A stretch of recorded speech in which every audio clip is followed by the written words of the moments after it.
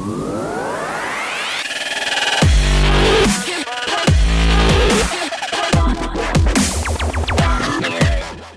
guys, welcome to the Cape Critic. I'm Josh. And I'm Shannon. And today we're doing another Lookback review today for Captain America Winter Soldier. So this movie was directed by the Russo brothers, who are directing Civil War and are going to be directing Avengers Infinity War Part 1 and Part 2. Okay. Which found out today that they're actually going to be renaming those two movies, which is interesting because if I had to guess, they just did those as placeholders to talk about, so that just they have placeholders, but then they're going to rename them so that we get more of what the actual story is going to be about, which I find interesting. Today we're doing Winter Soldier. So the storyline for the Winter Soldier is all about Steve Rogers. They find out that Hydra has been infiltrating S.H.I.E.L.D. over the last 70 years. And then one of Hydra's key assets, the Winter Soldier, turned out to be Bucky, Captain America's lifelong childhood friend, who in the first movie we saw him fall from the train. We thought he was dead. Right, in that frozen lake.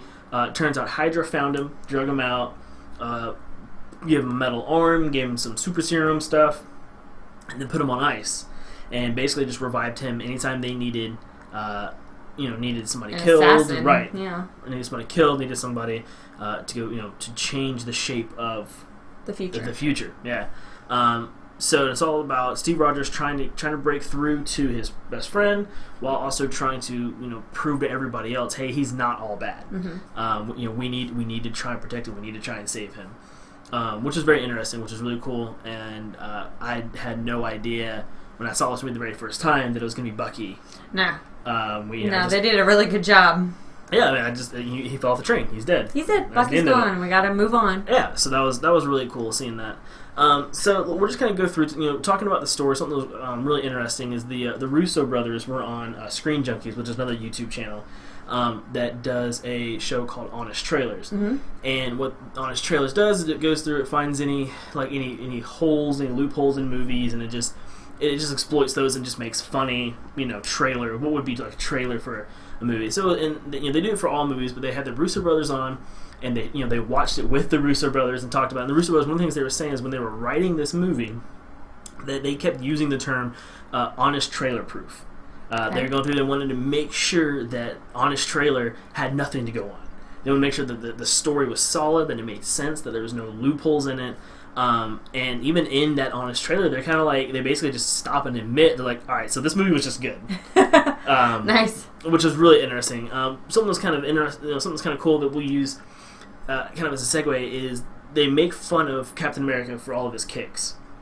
So something that was really, I did really enjoy was the fight scenes in this movie. So much better than the first one. They definitely kicked it up a notch. Especially right off the rip when he's on that ship and he Spartan kicks that dude over the side. Right over the side. And the Russo brothers even said basically they wanted that moment for you to see and know this is not the same Captain America movie that we got in the first one. Nice. This is going to be much more intense, much more active, which is exactly what we got. But they Absolutely. said basically they're like, we have a superhero with a frisbee.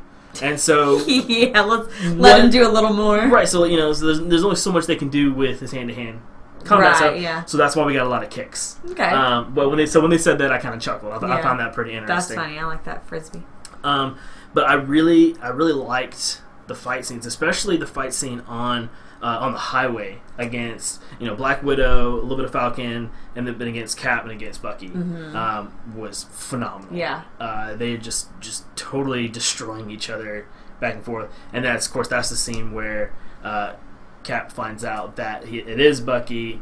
Bucky kind of hesitates for a second because then the stuff that Hydra's been doing to his head starts to kind of crack a little bit, which is really interesting. Yeah.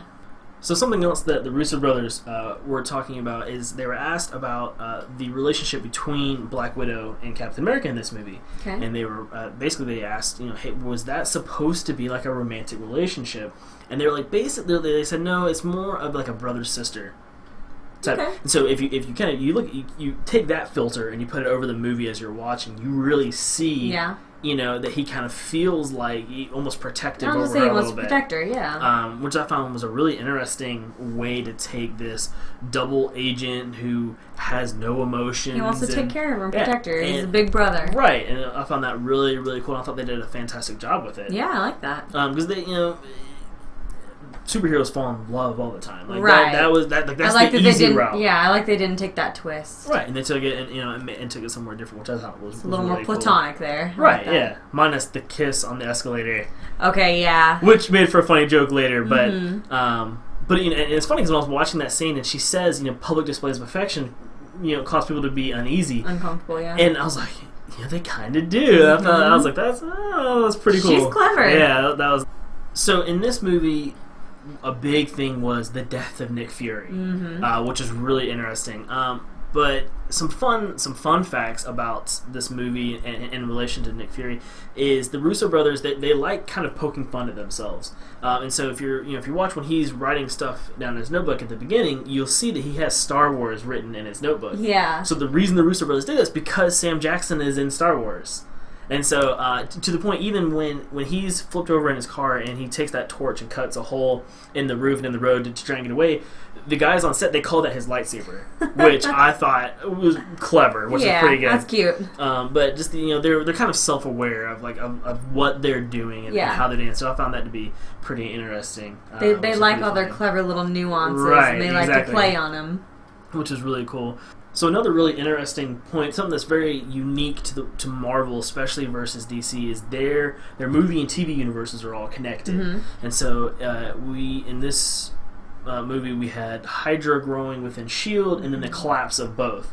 Well, if you guys are watching Agents of S.H.I.E.L.D. on TV, that kind of broke the whole show. Yeah. Because the whole show is about them being part of S.H.I.E.L.D. Right. So when they broke, so when they crashed the helicarriers and that was the end of S.H.I.E.L.D., it was very interesting to see what they were going to do, with the TV show. And then, it's really cool how, not to get into the TV show too much, it was just really interesting how they connected. It's all connected. They kind of did a little bit with Thor 2. They mentioned about the spaceship crashing, and but this one was a very direct impact on the TV show, which was really cool. Something that was very interesting, how the end of this movie kind of left some kind of loose ends that if you tug on hard enough, things start to unravel. Something that was interesting is that in Cap and Bucky's big fight, Cap basically says, I'm not going to fight you anymore. Right, I'm done. They crash into the river, and then Bucky drags him to the edge and leaves him. And so you're like, does he remember? How much does he remember? Is he still?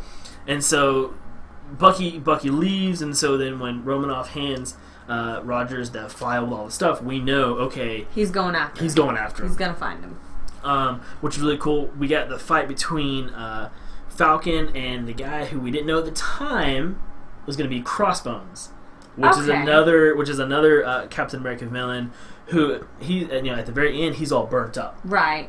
From the rubble and from the crashing the helicarrier into the building they were fighting in. Yeah, he should have been dead. And so that is the birth of Crossbones, who is just this just super trained soldier who now has a grudge against Captain America. Yeah, not good. So those are kind of things that it leaves open for the next movie, which is Captain America: Civil War. Right. When we find out that Nick Fury's alive, that was kind of right. Yeah. So Nick. Yeah, that was really because I thought they killed him. I thought they just killed him off, and that was the end of it.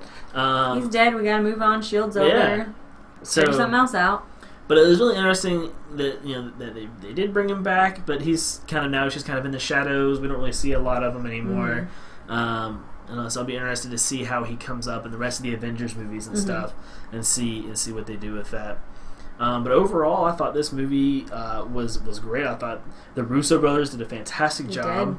As always. They were able to handle several characters in this movie. There's supposed to be even more characters in Civil War, and of course there's supposed to be just all of the characters in the Avengers Infinity War movie that they keep adding. So, but all in all, I thought this movie was fantastic. I thought it was a great setup for Civil War. I thought it was a great continuation of the first movie. Took a character, the Captain America, that a lot of people find boring, and I thought it did a fantastic job handling him very well. Yeah. So it definitely was a step up from the first movie. The first movie was great, but this really did just.